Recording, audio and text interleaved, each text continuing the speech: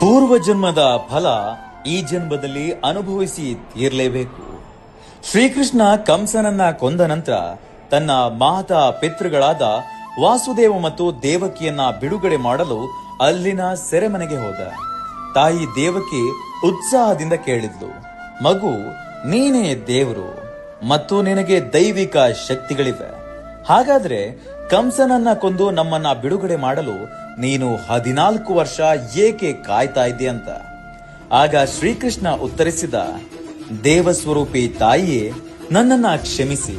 ಆದ್ರೆ ಕಳೆದ ಜನ್ಮದಲ್ಲಿ 14 ವರ್ಷಗಳ ಕಾಲ ನೀನು ನನ್ನನ್ನ ಕಾಡಿಗೆ ಏಕೆ ಕಳುಹಿಸಿದ? ದೇವಕಿಯು ಆಶ್ಚರ್ಯಚಕಿತಳಾಗಿ, ಕೃಷ್ಣ, ಇದು ಹೇಗೆ ಸಾಧ್ಯ? ನೀನು ಯಾಕೆ ಹೀಗೆ ಹೇಳ್ತಾ ಇದ್ದೀಯಾ ಅಂತ. ಕೃಷ್ಣನು ಉತ್ತರಿಸಿದ, ಅಮ್ಮ, ನಿಮ್ಮ ಹಿಂದಿನ ಜನ್ಮದ ಬಗ್ಗೆ ನಿಮಗೆ ಏನೂ ನೆನಪಿಲ್ಲ. ಆದ್ರೆ ನಿಮ್ಮ ಹಿಂದಿನ ಜನ್ಮದಲ್ಲಿ ನೀವು ಕೈಕೇಯಿಯಾಗಿದ್ದೀರಿ ಮತ್ತು ನಿಮ್ಮ ಪತಿ ದಶರಥನಾಗಿದ್ದ. ದೇವಕಿಯು ಆಶ್ಚರ್ಯಚಕಿತಳಾದ್ಲು ಮತ್ತು ಕುತೂಹಲದಿಂದ ಕೇಳಿದ್ದು, ಹಾಗಾದ್ರೆ ಈಗ ಕೌಸಲ್ಯ ಯಾರು ಅಂತ. ಶ್ರೀಕೃಷ್ಣ ನಗುತ್ತಾ ಉತ್ತರಿಸಿದ, ತಾಯಿ ಯಶೋಧ. 14 ವರ್ಷಗಳ ತಾಯಿಯ ಪ್ರೀತಿಯು ಅವಳ ಹಿಂದಿನ ಜನ್ಮದಲ್ಲಿ ನಿನ್ನಿಂದಾಗಿ ವಂಚಿತವಾಯಿತು. ಅದನ್ನ ಅವಳು ಈ ಜೀವನದಲ್ಲಿ ಪಡೆದುಕೊಂಡಿದ್ದಾಳೆ.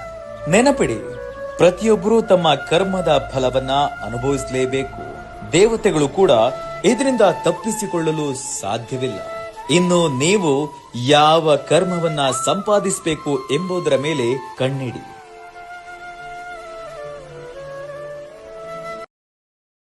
Download ShareChat.